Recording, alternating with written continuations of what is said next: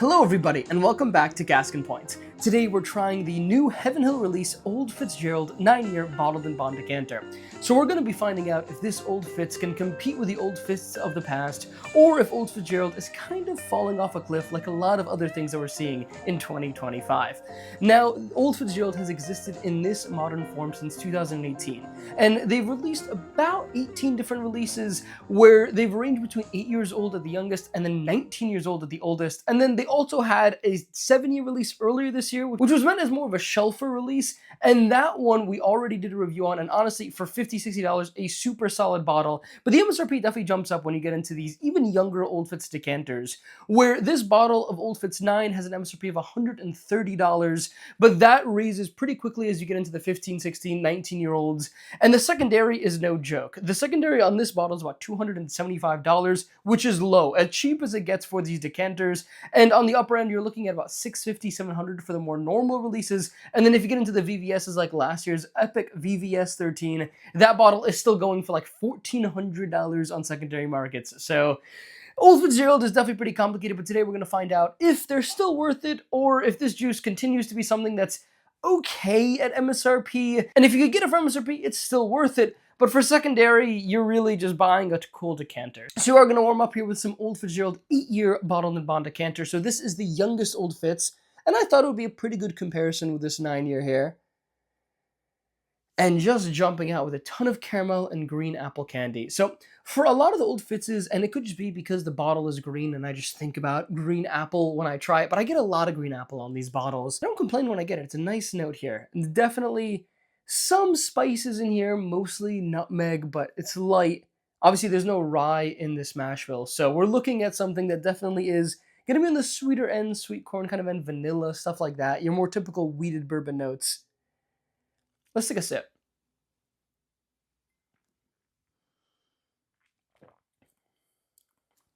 It's pretty good. It's fine. It's a short to medium finish at best. It's sweet. It's caramel. Really not getting much oak on that at all. I typically enjoy the older ones, I think, as many people do, because that oak structure gives a really nice backbone to the whiskey in a way that these younger Old Fitz just tend to not really have. I mean, this is just kind of sweet caramel and sweet green apple candy. I mean, this is a very crushable pour. And for a gorgeous bottle and $120, $130, why not, right? I'm not going to say that it's super worth it, but I'm not going to tell you that it's a terrible purchase either at MSRP. It is a terrible purchase at secondary. This bottle is not worth $250, $300, $400, whatever people are selling it for. It's not bad though. Let's take a second sip.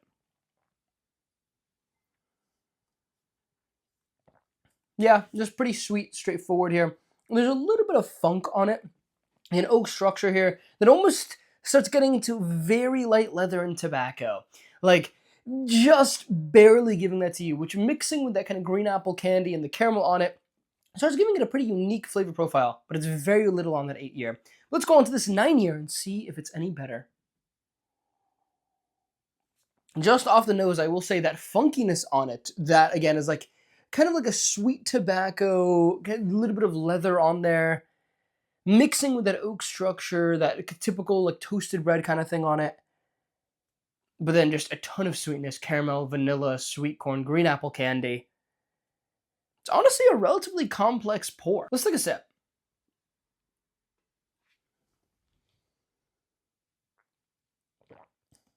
Mouthfeel is actually pretty decent.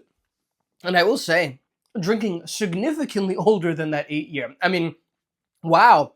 So much more of that sweet tobacco oakiness on it. But also a good bit more of that caramel. A good bit more of that green apple candy.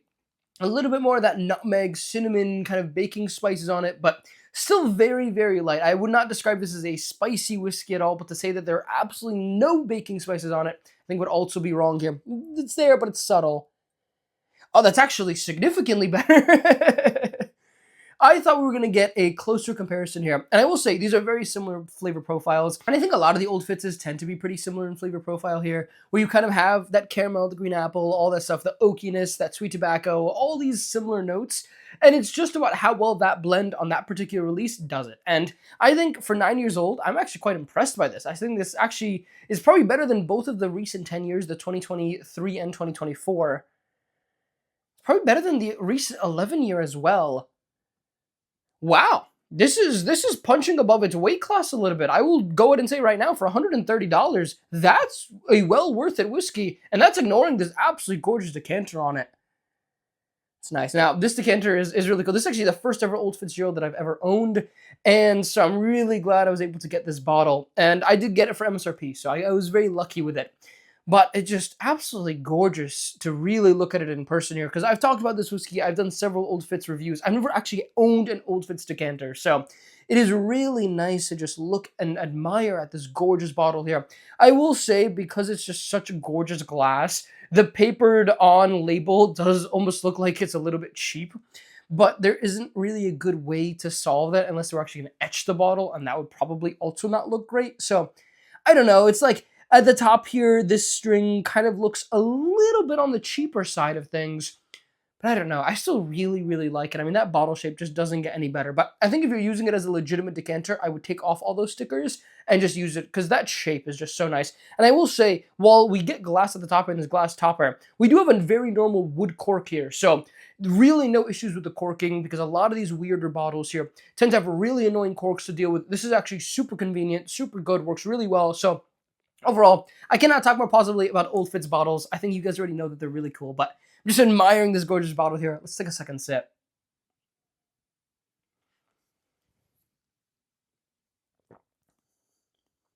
There is a little bit of berry fruitiness on it too, on that second sip, which is really interesting. I have the green apple candy. I have the caramel on it.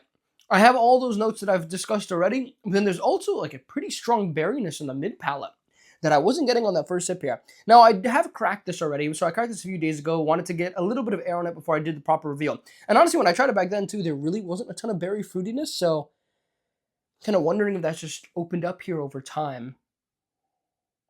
I'm going to go ahead and say that's actually a very solid release. I don't think Old Fitz is falling off of a cliff, even these younger releases here. And frankly, if you're looking for bang for your buck and looking at secondary markets, I think these younger Old Fitzes give you kind of the essence of what you're getting off of like the 17 year, the 19 year, whatever.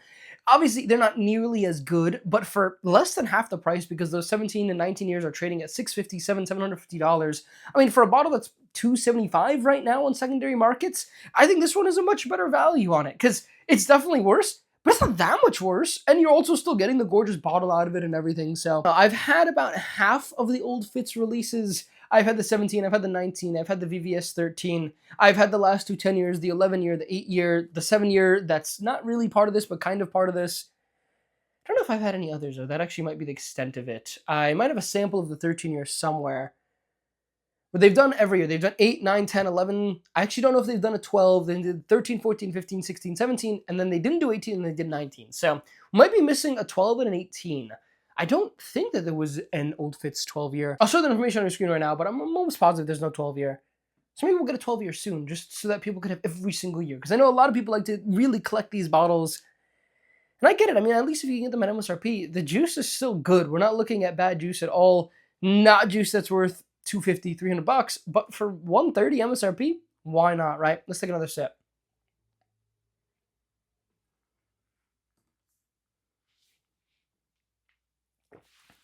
Yeah, I'm really impressed with that mouthfeel. Like, it's surprisingly thick given that proof and age. I do not expect 9-year 100 proof whiskey to have that pleasant of a mouthfeel on it. And I'll just say, I mean, I have all that caramel and the green apple.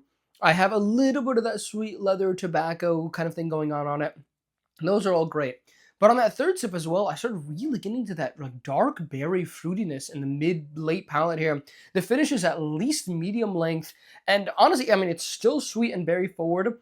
And the fact that this is a pour that, you don't really need a warm up for. It's 100 proof. You can just enjoy it right whenever you want it. That's a good release. No, I'm actually very pleasantly impressed with this release. Much better than this 8 year. Just going back to this 8 year briefly. I mean, it almost tastes watered down in comparison and doesn't have nearly as much of the berry fruitiness. It has everything else on it, to be fair. I mean, it really has a very comparable flavor profile. It's not just about flavor profiles, though.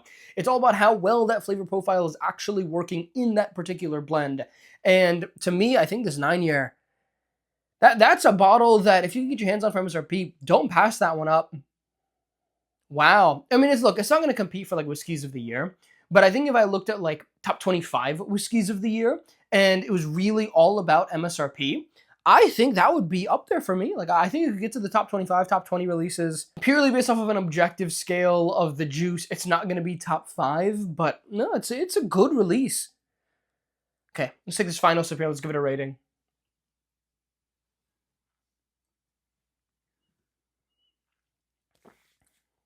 Solid, super solid.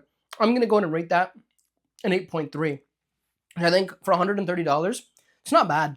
For $250, I don't even think you're like the craziest person in the world, especially with that gorgeous decanter. But the whiskey is like 150 good, maybe 170 good. It's actually really good compared to that 8-year. That 8-year to me is going to be like a 7.9. It's not nearly as good. I think there is really that 0.4 difference here. And a lot of that is being more robust, having more of that berry fruiters on it. That is a very good pour whiskey. Definitely seek out that bottle. But anyways, I hope you all had fun with this. I hope you all have a lovely rest of your day, and I'll catch you all in the next one.